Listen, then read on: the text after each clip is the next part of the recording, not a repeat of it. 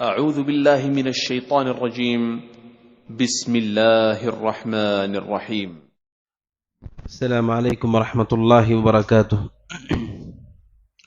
الحمد للہ رب العالمین وصلی اللہ وسلم وبارک علی عبدہ ورسولہ محمد وعلی آلہ وصحبہ اجمعین وعلی من تبعہم بإحسان الی یوم الدین. اما بعد، قرآن مجید کی مکی صورت ہے سورہ کہف، جو 15ویں پارے اور 16ویں پارے میں ہے. اس صورت سے متعلق ہر مومن کو جان لینا چاہیے کہ یہ بہت عظیم صورت ہے اور اس کے حوالے سے کچھ خصوصی تعلیمات احادیث میں بیان کی گئی ہیں. قرآن مجید ویسے پوری کی پوری کتاب مبارک ہے، پوری کی پوری کتاب ہدایت ہے، پوری کی پوری کتاب شفا ہے.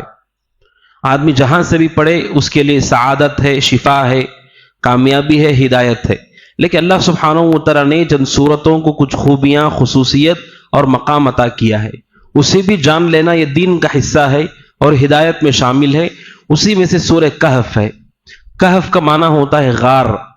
چونکہ اس سورت کے اندر اللہ سبحانہ و تعالی نے اصحاب کہف کا واقعہ بیان کیا ہے، چند نوجوانوں کا جنہوں نے اپنے دین کو بچانے کے لیے، ظالموں سے اپنے دین کی حفاظت کرنے کے لیے اپنے آپ کو غار میں بند کر لیا تاکہ وہ اپنے ایمان کی حفاظت کر سکے. ان عظیم نوجوانوں کا تذکرہ کیا گیا ہے. انہم فتیۃ آمنوا بربہم وزدناہم ہدی.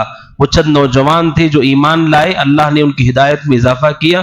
ان کا تذکرہ اس سورت میں کیا گیا ہے اور اسی کے نام سے اسے سورۃ الکہف کہا گیا ہے. اور حدیث میں ایک دوسرا نام بھی ہے اس کا، سورۃ اصحاب الکہف.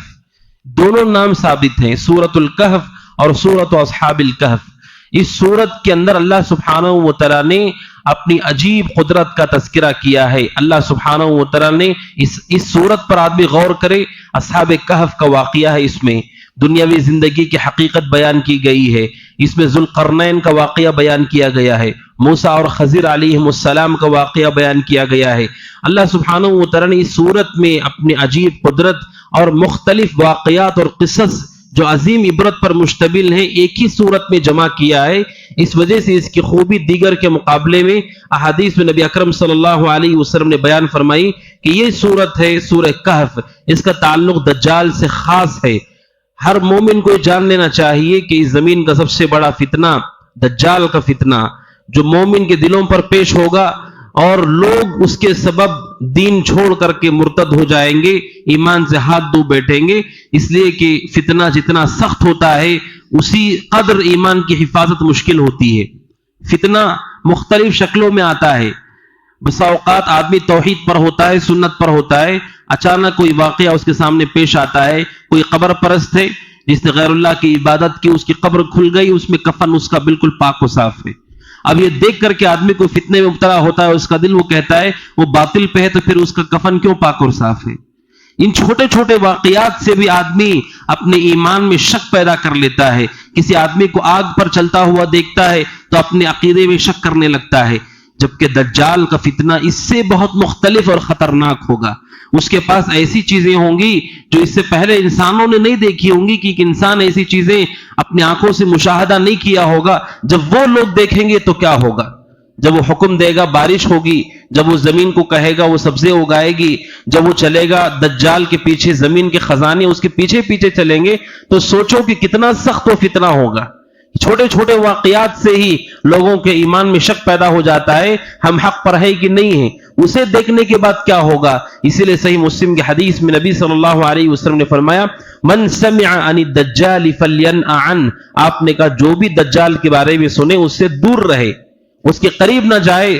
آدمی کو فتنے کے قریب نہیں جانا چاہیے، اس لیے کہ فتنہ ہمیں نہیں معلوم کیسے دل میں سرایت کر جاتا ہے اور کیسے آدمی کے ایمان کو کھوکھلا کرتا ہے، ہمیں اس کا اندازہ نہیں ہے. اس لیے فتنوں سے مقابلہ کرنے کا حکم نہیں دیا گیا ہے، فتنوں سے بھاگنے کا حکم دیا گیا ہے، فتنوں سے دور رہنے کا حکم دیا گیا ہے کہ دجال سے دور رہو. آدمی اسے جھانک کر دیکھنے کے لیے جائے گا، اللہ کے نبی نے فرمایا اپنے آپ کو مومن سمجھ کر جائے گا لیکن واپس کافر ہو کے لوٹے گا. اس لیے دجال سے آدمی محفوظ رہنا چاہتا ہے، اس کے فتنے سے بچنا چاہتا ہے. اور ہم بھی تشہد میں جو دعائیں پڑھتے ہیں وَمِن فِتْنَةِ الْمَسِيحِ الدَّجَّالِ، ہم اپنی تشہد کے اندر یہ دعا بھی کرتے ہیں اللہ مسیح دجال کے فتنے سے تو بچا، اس کی جو آزمائش ہوگی لوگوں کے لیے اس سے تو ہماری حفاظت کر. ہم اللہ سے دعا کرتے ہیں. اس کے لیے سب سے بہترین سبب اور ذریعہ سورۃ الکہف ہے. کیا کہا اللہ کے نبی علیہ الصلوۃ والسلام نے؟ نواس بن سمعان رضی اللہ عنہ کہتے ہیں صحیح مسلم کی حدیث میں اللہ کے نبی صلی اللہ علیہ وسلم نے ایک دن دجال کا تذکرہ کیا، اس کے بارے میں بہت ساری تفصیلات بتائیں. آخر میں آپ نے کہا فمن ادرکہ منکم فلیقرأ علیہ فواتح سورۃ الکہف. آپ نے کہا تم میں سے جو شخص دجال کو پائے اس پر وہ سورہ کہف کی ابتدائی آیتوں کی تلاوت کر دے، اس کے سامنے سورہ کہف کی ابتدائی آیتوں کو پڑھے. اللہ کے نبی نے صحیح مسلم کی اس حدیث میں کہا کہ اگر میری زندگی میں دجال ظاہر ہوگا فانا حجیجہ منکم.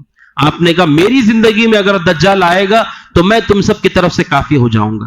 اگر میری زندگی میں وہ ظاہر نہ ہو اور بعد کی زندگی میں ظاہر ہو تو اللہ کے نبی صلی اللہ علیہ وسلم نے یہ نسخہ بتایا سارے مومنوں کو کہ اس کے اوپر فواتح سورۃ الکہف، سورہ کہف کی ابتدائی آیتوں کو پڑھے. یہ صحیح مسلم کی حدیث ہے. اور دوسری حدیث ہے حضرت ابو الدرداء رضی اللہ عنہ کی، یہ بھی صحیح مسلم کی حدیث ہے. نبی اکرم صلی اللہ علیہ وسلم نے فرمایا من حفظ 10 آیات من اول سورۃ الکہف عصم من الدجال. اللہ کے نبی نے فرمایا علیہ الصلوۃ والسلام جو شخص سورہ کہف کی ابتدائی 10 آیاتوں کو یاد کر لے گا عصم من الدجال، اللہ اسے دجال کے فتنے سے محفوظ کر دے گا. جو بھی شخص سورہ کہف کی ابتدائی 10 آیتوں کو یاد کر لے اللہ سبحانہ و تعالیٰ اسے دجال کے فتنے سے محفوظ کرے گا. یہ نبی صلی اللہ علیہ وسلم کی طرف سے ضمانت ہے. علماء کہتے ہیں 10 آیات میں کیا خوبی ہے، آدمی غور کرے اور غور کرنے سے اسے پتا چلے گا کہ اس میں توحید کا تذکرہ ہے، اللہ کے عذاب کا تذکرہ ہے، ان بنیادوں کو دلوں میں مضبوط کیا گیا ہے. جو آدمی ان 10 آیتوں کو سورہ کہف کی ابتدائی پڑھتا ہے اللہ سبحانہ و تعالیٰ اسے دجال کے فتنے سے محفوظ کرے گا. ہر مومن کو جو اللہ سے ڈرتا ہے کہ کہیں اس فتنے میں مبتلا نہ ہو اسے چاہیے سورہ کہف کی ان 10 آیاتوں کو ابتدائی آیاتوں کو یاد کریں. اور رمضان کا ایک اچھا موقع ہے، ان 10 آیاتوں کو خود بھی یاد کریں، اپنے بچوں کو یاد کروائیں، گھر والوں کو یاد کروائیں کہ یہ دجال سے حفاظت کا مضبوط ہتھیار ہے. یہ نبی اکرم صلی اللہ علیہ وسلم نے فرمایا اللہ تعالیٰ ایسے شخص کو دجال کے فتنے سے بچائے گا. 10 آیتیں ہیں، یہ اللہ کے نبی صلی اللہ علیہ وسلم کی طرف سے خوشخبری ہے. وہیں پر سورہ کہف کی فضیلت بھی پتہ چلتی ہے کہ یہ سورت اتنی مبارک ہے کہ اس کی ابتدائی 10 آیتیں دنیا کے سب سے بڑے فتنے کا مقابلہ کرنے کے لیے اللہ سبحانہ و تعالی نے ہمارے لیے کافی کر دی. دنیا کا سب سے بڑا فتنہ اور اس کے مقابلے میں اس سورت کی ابتدا کی 10 آیتیں، اسے پتہ چلتا ہے کہ سورہ کہف کس قدر مبارک اور کیسی عظیم سورت ہے کہ 10 آیتیں ہمارے لیے دجال کی فتنے سے حفاظت کا سامان ہیں. اور یہی وہ سورت ہے سورہ کہف جو اللہ سبحانہ و تعالی نے بالکل ابتدائی زمانے میں نازل کی ہے، مکی دور میں نازل کی ہے. عبداللہ بن مسعود رضی اللہ تعالیٰ عنہ کہتے ہیں سورہ بنی اسرائیل، سورہ کہف، مریم، طٰہٰ اور سورہ انبیاء. عبداللہ بن مسعود رضی اللہ عنہ کہتے ہیں ہن من العتاق الاول، کہتے ہیں کہ یہ قدیم نازل ہونے والی سورتیں ہیں. وہن من تلادی، اور عبداللہ بن مسعود کہتے ہیں یہی وہ آیتیں ہیں جو میں نے ابتدا میں علم حاصل کرتے ہوئے سیکھی تھی. یعنی یہ آیتیں عبداللہ بن مسعود رضی اللہ عنہ مہاجرین میں سے ہیں، سابقین اولین میں سے ہیں. وہ کہتے ہیں کہ یہ آیت، یہ سورت سورہ کہف اللہ نے ابتدائی دور میں نازل کی ہے، جس کو میں نے علم کے ابتدائی مرحلے میں ہی جان لیا تھا، معلوم کر لیا تھا. یہ قدیم سورت ہے، مکی سورت ہے، اس پر اجماع نقل کیا گیا ہے. اور اس سورت کے بہت ساری خوبیاں ہیں. اللہ سبحانہ و تعالیٰ نے خوبی یہ بھی رکھی ہے، یہ سورت ایسی سورت ہے کہ ہر مومن جمعہ کو اس کی تلاوت کرتا ہے. اس سورت کی خوبی ہے کہ ہر جمعہ کو اس کی تلاوت کی جاتی ہے. اور نبی صلی اللہ علیہ وسلم نے اس کی فضیلت بھی بیان کی. بیہقی کی روایت ہے، شیخ البانی رحمۃ اللہ علیہ نے اسے صحیح الجامع میں نقل کیا ہے. ابو سعید خدری رضی اللہ تعالیٰ عنہ کہتے ہیں من قرأ سورۃ الکہف فی یوم الجمعہ، آپ نے کہا جو بھی شخص سورہ کہف کی تلاوت کرتا ہے جمعہ کے دن اضاء له من النور ما بین الجمعتین، اللہ تعالیٰ اس جمعہ سے لے کر آنے والے جمعہ تک اسے نور عطا کرتا ہے. نور اس کے لیے منور کیا جاتا ہے جب آپ نے تلاوت کی سورہ کہف کے جمعہ میں، آنے والی جمعہ تک کے لیے اللہ تعالیٰ آپ کو نور عطا کرتا ہے۔ کیا مراد ہے اس نور سے؟ کیسا ہوتا ہے یہ نور؟ اہل علم نے کہا، مختلف اہل علم کے اقوال ہیں۔ اہل علم کہتے ہیں نور سے مراد اللہ سبحانہ و تعالیٰ ہمیں بصیرت دیتا ہے۔ بصیرت کیا ہے؟ حق و باطل میں پہچان کرنے کا راستہ، حق و باطل کو پرکھنے کا طریقہ۔ بصیرت اللہ کی بہت بڑی نعمت ہے۔ بصیرت صرف آدمی کے حافظے اور علم سے نہیں حاصل ہوتی ہے۔ کوئی بھی آدمی ہدایت اور گمراہی کو پہچاننا چاہتا ہے، جو جتنا چالاک ہے اسی قدر اسے ہدایت اور ضلالت میں فرق معلوم ہوتا ہے، ایسا نہیں ہے۔ ہدایت اور ضلالت اور دین کی فہم، اس کا تعلق صرف حافظے سے نہیں ہے، انسان کی صلاحیت سے نہیں ہے، اس کا تعلق اللہ کی توفیق سے ہے۔ اللہ اگر توفیق نہ دے، دنیا کا ذہین ترین آدمی وہ بھی غیر اللہ کی عبادت کرتا ہے کہ اس کے سامنے آدمی گفتگو نہیں کر پاتا، ایسا اس کا حافظہ ہوتا ہے، بسا اوقات ایسی چرب زبانی اس کے پاس ہوتی ہے، لیکن وہ شرک میں مبتلا ہوتا ہے۔ انسان کی صلاحیت اور قدرت سے ہدایت نہیں ملتی ہے، اللہ سبحانہ و تعالیٰ کی توفیق ہو تب انسان ہدایت پر آتا ہے۔ اللہ کے نبی علیہ السلام نے کہا اللہ اسے نور دیتا ہے۔ علماء نے کہا یہ بصیرت ہے جو اللہ سبحانہ و تعالیٰ اسے خصوصی طور پر عطا کرتا ہے۔ اور بعض اہل علم نے کہا اس کے ساتھ نور ہوتا ہے جو اس کے عمل کے ساتھ متصل ہوتا ہے، اور جب اس کے اعمال آسمان تک چڑھتے ہیں، اس جمعہ سے لے کر آنے والے جمعہ تک اس کے اعمال کے ساتھ ایک روشنی بھی ہوتی ہے۔ وہ روشنی دلالت کرتی ہے کہ اس آدمی نے جمعہ کو سورہ کہف کی تلاوت کی ہے۔ اور بعض اہل علم نے کہا اللہ سبحانہ و تعالیٰ کل قیامت کے دن سورہ کہف کی تلاوت کے سبب اسے خصوصی نور عطا کرے گا، خصوصی نور اللہ تعالیٰ دے گا، جس کے ذریعے سے اسے سارے لوگوں میں امتیاز حاصل ہوگا کہ اس آدمی نے سورہ کہف کی تلاوت کی تھی۔ یہ وہ صورت ہے کہ ہر ہفتے مومن اس کا مراجعہ کرتا ہے، جس میں اللہ سبحانہ و تعالیٰ نے مختلف باتوں کو ایک ساتھ جمع کیا ہے، جس میں بہت ساری عبرتیں اور بہت ساری نصیحتیں ہیں۔ ہر ہفتے اس کی تلاوت کا اہتمام کرنا چاہیے، جمعہ کا دن اور رات، ان دونوں میں کبھی بھی آپ اس کی تلاوت کرتے ہیں، آپ کے لیے یہ فضیلت ہے کہ آنے والی جمعہ تک اللہ آپ کو نور اور روشنی عطا کرتا ہے جس کی ہر ایک کو ضرورت ہے۔ تو یہ سورہ کہف کے حوالے سے چند خوبیاں اور چند فضائل ہیں جو اللہ سبحانہ و تعالیٰ نے بیان کیے۔ سورہ کہف میں اللہ سبحانہ و تعالیٰ نے نبی صلی اللہ علیہ وسلم کو ایک اہم پیغام، بہت اہم بات اللہ سبحانہ و تعالیٰ نے ارشاد فرمائی، وہ آیت ہے وَاصْبِرْ نَفْسَكَ مَعَ الَّذِينَ يَدْعُونَ رَبَّهُمْ بِالْغَدَاةِ وَالْعَشِيِّ يُرِيدُونَ وَجْهَهُ وَلَا تَعْدُ عَيْنَاكَ عَنْهُمْ تُرِيدُ زِينَةَ الْحَيَاةِ الدُّنْيَا وَلَا تُطِعْ مَنْ أَغْفَلْنَا قَلْبَهُ عَنْ ذِكْرِنَا وَاتَّبَعَ هَوَاهُ وَكَانَ أَمْرُهُ فُرُطًا۔ نبی صلی اللہ علیہ وسلم کو ایک اہم تعلیم دی گئی۔ علماء کہتے ہیں دجال سے مقابلہ کرنے والی یہ سورت جس میں مختلف واقعات کو اللہ نے بیان کیا ہے، ان کے درمیان نبی کو یہ حکم دیا گیا ہے۔ کیا حکم ہے؟ وَاصْبِرْ نَفْسَكَ مَعَ الَّذِينَ يَدْعُونَ رَبَّهُمْ، آپ اپنے آپ کو روک کر رکھیے، ان لوگوں کی صحبت میں رہیے، يَدْعُونَ رَبَّهُمْ بِالْغَدَاةِ وَالْعَشِيِّ، جو اللہ کو پکارتے ہیں دن اور رات۔ وَلَا تَعْدُ عَيْنَاكَ عَنْهُمْ تُرِيدُ زِينَةَ الْحَيَاةِ الدُّنْيَا، دنیا کی چمک دمک کو دیکھ کر آپ اس کی طرف نگاہ نہ کیجیے، آپ اپنے آپ کو روک کر رکھیے۔ اس آیت کی تفسیر میں مفسرین نے نقل کیا ہے کہ کفار قریش کے وہ لوگ جو سردار ہوتے تھے، انہوں نے اللہ کے نبی سے آ کر کے آپ سے ملاقات کی۔ اس وقت آپ صحابہ کے ساتھ بیٹھے ہوئے تھے، جن میں حضرت بلال، حضرت عبداللہ بن مسعود، خباب ابن ارد اور دیگر صحابہ تھے جو فقراء صحابہ تھے، وہ آپ کے ساتھ بیٹھے ہوئے تھے۔ انہوں نے اللہ کے نبی سے کہا آپ اگر ان کے ساتھ بیٹھیں گے تو پھر ہمارے لیے پریشانی ہے، کیونکہ ہم معزز لوگ ہیں، ہم ان فقراء کے ساتھ نہیں بیٹھ سکتے، ہمارے لیے الگ مجلس کا انتظام کیجیے جہاں پر ہم آپ کے ساتھ بیٹھ سکیں، ان کے ساتھ ہم نہیں بیٹھ سکتے۔ اور یہ بھی کہا کہ اگر عرب کے بڑے بڑے وفود آپ سے ملاقات کرنے کے لیے آئیں، قافلے ملنے کے لیے آئے، اس حالت میں وہ ہمیں دیکھے کہ ہم ان فقراء کے ساتھ بیٹھے ہوئے ہیں تو ہمیں بڑی شرم محسوس ہوگی، لہٰذا ہمارے لیے ایک الگ مجلس کا انتظام کیجیے۔ یہ اللہ کے نبی علیہ الصلوۃ والسلام کے لیے انہوں نے مشورتاً کہا آپ ہمارے الگ مجلس کا انتظام کریں۔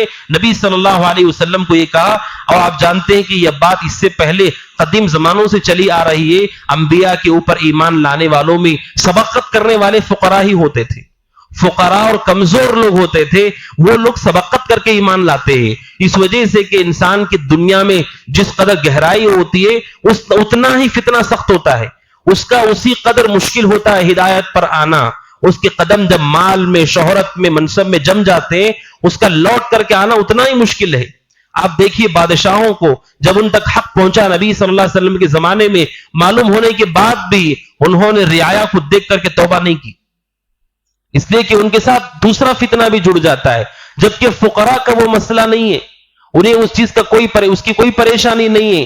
اس لیے نوح علیہ السلام سے بھی کفار نے کہا، اس زمانے کے تھوڑے سے لوگ ایمان لائے، کہا کہ تم میں جو سب سے کمزور لوگ ہیں وہ تمہارے پیچھے چلتے ہیں، یعنی ایک تانے کے طور پر نبی سے کہا گیا، اور اللہ کے نبی سے بھی یہی بات کہی گئی کہ یہ فقراء کے ساتھ آپ بیٹھتے ہیں، ہمارے لیے بیٹھنے میں بڑی پریشانی ہے۔ اللہ سبحانہ وتعالیٰ کو یہ بات پسند نہیں آئی، اللہ سبحانہ وتعالیٰ نے کہا وَاصْبِرْ نَفْسَكَ مَعَ الَّذِينَ يَدْعُونَ رَبَّهُمْ بِالْغَدَاةِ وَالْعَشِيِّ، اے اللہ کے نبی آپ ان کے ساتھ رہیے جو اللہ کو دن اور رات پکارتے ہیں اور اللہ کی رضامندی ان کا مقصد ہے، آپ ان کے ساتھ اپنے آپ کو روک کر رکھیے، اور اللہ نے منع کیا ان کی خوبصورت مجلسیں اور زینت اس کی طرف نگاہ مت کیجیے، ان کا انجام آخرکار رسوا کن ہونے والا ہے، ان مجالس کے رونق کو دیکھ کر اس طرف مائل مت ہو جائیے۔ اللہ سبحانہ وتعالیٰ کے پاس تقوی ہی سے بلندی ہے، دنیا کے سارے اسباب کم زیادہ ہو سکتے ہیں، لیکن اللہ کے پاس معزز انسان وہ ہے جو متقی اور پرہیزگار ہو، چاہے وہ غریب ہو کہ امیر ہو، اس میں کوئی تفریق نہیں ہے۔ یہ تفریق جاہلیت کی تفریق ہے، خاندانوں کی بنیادوں پہ تقسیم، زبان کی بنیاد پر، ملکوں کی بنیاد پر، مال کی بنیاد پر، یہ تقسیم جاہلیت کی تقسیم ہے۔ اسلام نے ان سارے تقسیموں کو ختم کیا ہے۔ اسلام کہتا ہے یا تو آدمی مومن ہوتا ہے یا کافر ہوتا ہے، یا تو نیک ہوتا ہے یا برا ہوتا ہے، اس کے علاوہ انسانوں کی ساری تقسیمیں فاسد ہیں، ان تقسیموں سے نقصان ہوتا ہے۔ اس وجہ سے اللہ نے جب قبائل کا تذکرہ کیا، اللہ کہتا ہے وَجَعَلْنَاكُمْ شُعُوبًا وَقَبَائِلَ لِتَعَارَفُوا، یہ جو خاندان انسانوں کو اللہ سبحانہ وتعالیٰ نے عطا کیے، یہ صرف ایک دوسرے کی پہچان کے لیے۔ جیسے نام، کوئی آدمی کہے یہ میرا فلاں نام ہے، اس پہ فخر کرے، تو سامنے والا کہے گا آپ کے نام سے کیا فخر ہو سکتا ہے؟ کوئی کہے یہ میرا نام محمد ہے، اس سے کیا فخر ہوگا آپ کو؟ نام تو آپ کی شناخت کے لیے ہے۔ قرآن کہتا ہے ایسے ہی خاندان میں شناخت کے لیے ہے، صرف پہچان اور تعارف کے لیے فلاں آدمی فلاں خاندان کا ہے، تاکہ پہچاننے میں آسانی ہو، ورنہ اس کی بنیاد پر اللہ کے ہاں فیصلہ نہیں ہوتا ہے۔ سادات قریش جنہوں نے عبداللہ بن مسعود، خباب بن ارد، سعد بن ابی وقاص، عبداللہ بن مسعود، بلال حبشی جیسے لوگوں کے ساتھ بیٹھنے کو شرم کی بات سمجھا، کہاں ہیں آج؟ کہاں ہے سرداران قریش؟ کہاں ہے ان کی سرداری، ان کا روپ؟ آج تو دنیا میں ان کا تذکرہ بھی ختم ہو گیا، جب بھی تذکرہ ہوتا ہے برا ہی تذکرہ ہوتا ہے، ایک آنکھ نہیں ہے ان کے لیے آنسو بہانے والی، سارے ٹھاٹ باٹ انسان کی ختم ہو جاتی ہے، انسان اس دھوکے میں نہ رہے۔ آج جو بادشاہوں کے محلات آپ دیکھتے ہیں، ایک زمانے میں دنیا پہ حکومت کرنے والے، آج ان کے گھر ایک نمائش کا ذریعہ ہے، لوگ ٹکٹ دیکھ کے تماشا دیکھنے کے لیے جاتے ہیں، ان کی حکومتیں، ان کا اقتدار، ان کی ہیبت سب ختم ہو گئی۔ قرآن کہتا ہے یہ ظاہری زینت ہے، ہر انسان پہ دور آتا ہے، وہ ختم ہوتا ہے، لوگ کہتے ہیں ہاں فلاں اونچے خاندان کا تھا، اس جملے سے نہ اسے ثواب ملے گا نہ عذاب میں تخفیف ہوگی۔ کیا ہوگا؟ زیادہ سے زیادہ کہیں گے بہت اونچے خاندان کا تھا، اس سے اس جملے کو کوئی فائدہ نہیں پہنچے گا، اس کے عمل کو، اس کے تقوی کے ذریعے سے ہی فائدہ پہنچتا ہے۔ اس لیے اللہ سبحانہ وتعالیٰ نے ان ساری بنیادوں کو ڈھاتے ہوئے اللہ کے نبی سے کہا صبر کیجیے۔ اسی لیے سورہ عبس میں اللہ سبحانہ وتعالیٰ نے جب عبداللہ بن ام مکتوم نابینا صحابی اللہ کے نبی کے پاس آئے آپ سے کچھ پوچھنے کے لیے، اس وقت آپ اللہ کے نبی علیہ السلام کفار مکہ کے جو بڑے لوگ تھے انہیں دعوت دے رہے تھے، اس موقع پر جب آپ آئے عبداللہ بن ام مکتوم رضی اللہ تعالیٰ عنہ اللہ کے نبی علیہ السلام سے سوال کرنے کے لیے، اس موقع پر قرآن کہتا ہے عبس وتولی ان جاءہ الاعمی، آپ کے چہرے پر تیوری نہیں چڑھنا چاہیے۔ کتنے بھی بڑے لوگوں کے ساتھ بیٹھے ہوں، وہ آدمی جو ہدایت پر پہلے سے ہے اور ہدایت کی تلاش کے لیے آپ کے پاس آیا ہے، اس کا مقام ہے اللہ سبحانہ وتعالیٰ کے پاس، اسے نصیحت کیجیے۔ ان بنیادوں سے مومن کا واقف ہونا بہت ضروری ہے، ورنہ یہ جاہلیت کی تقسیمات انسان اسی پر باقی رہتا ہے، حتیٰ کہ اچھے لوگ بھی اگر ان نسبتوں کو اپنے فائدے کے لیے استعمال کرتے ہیں وہ بھی گمراہی ہے۔ اسی لیے حدیث میں انصار اور مہاجرین کے درمیان کسی مسئلے پر جھگڑا کرا دیا گیا، کسی منافق نے فتنہ ڈال دیا، اس موقع پر صحابی جو مہاجرین میں سے تھے انہوں نے کہا یا للمہاجرین، اے مہاجرین کہاں ہو؟ سارے مہاجرین کو آواز لگائی۔ انصاری نے کہا یا للانصار، اے انصاری کہاں ہو؟ یہ انصار اور مہاجرین قرآن نے استعمال کیا ہے، اور یہ دونوں کے دونوں اصحاب ہیں، صحابہ ہیں رضی اللہ عنہم، لیکن جب فتنے میں اس موقع پر اس آواز کو بلند کیا گیا، نبی صلی اللہ علیہ وسلم نے سنا، آپ نے کہا دعوہا فإنہا منتنہ، آپ نے کہا اس طرح کی پکار چھوڑ دو، یہ بدبودار پکار ہے۔ بدبودار پکار جاہلیت کی بدبو ہے اس میں کہ آدمی نسبتوں سے اپنے آپ کو اونچا کرے اور نسبتوں پر آدمی تعصب کرے. اللہ کے سامنے یہ ساری چیزیں فائدہ نہیں دیں گی، نہ مال، نہ عزت و جلال، نہ نسبت، اس کا کوئی فائدہ نہیں ہوگا. الا من اتى اللہ بقلب سلیم، جو آدمی اللہ کے پاس ایمان اور تقوی لے کر پہنچتا ہے اسی کو کامیابی ملتی ہے. اللہ کے پاس اس کے علاوہ انسانوں کی کوئی تقسیم نہیں ہے. اس لیے نبی صلی اللہ علیہ وسلم کو یہ حکم دیا گیا آپ ایسے لوگوں کے ساتھ رہیں. لہٰذا مومن کو علماء کہتے ہیں یہ آیت جو دجال کے لیے، قرآن مجید کی سورت جو دجال کے مقابلے کے لیے ہے، فتنوں سے مقابلے کے لیے ہے، اس سورت میں اس آیت کو نقل کیا گیا ہے. اسے پتا چلتا ہے کہ مومن فتنوں سے بچنے کے لیے اس کے لیے مضبوط راستہ یہ ہے کہ وہ اہل ایمان اور اہل توحید کی صحبت میں رہے، اچھے احباب کی صحبت میں رہے. یہ اس کے لیے فتنوں سے بچنے کا مضبوط ذریعہ ہے. اگر آدمی اہل توحید کے ساتھ نہ ہو، اہل شرک اور اہل بدعت کے ساتھ ہو، اسی قدر اس کے لیے خطرہ ہے. وہ ایمان اپنے عقیدے سے ہاتھ دھو سکتا ہے. لہذا فتنوں سے مقابلے کے لیے آدمی اہل ایمان کی ساتھ ہو، ان کی صحبت میں رہے، ان کے ساتھ کو نہ چھوڑے. یہ سورۃ الکہف کے اندر ایک اہم آیت ہے جو میں نے آپ کے سامنے بیان کی. اللہ سبحانہ و تعالیٰ سے دعا ہے کہ اللہ تعالیٰ ہمیں سورہ کہف کی تلاوت کرنے، اسے سمجھنے، اس پر عمل پیرا ہونے کی توفیق عطا فرمائے. آمین. ھذا وصلی اللہ وسلم علی نبینا محمد وعلی آلہ وصحبہ اجمعین. السلام علیکم ورحمۃ اللہ وبرکاتہ.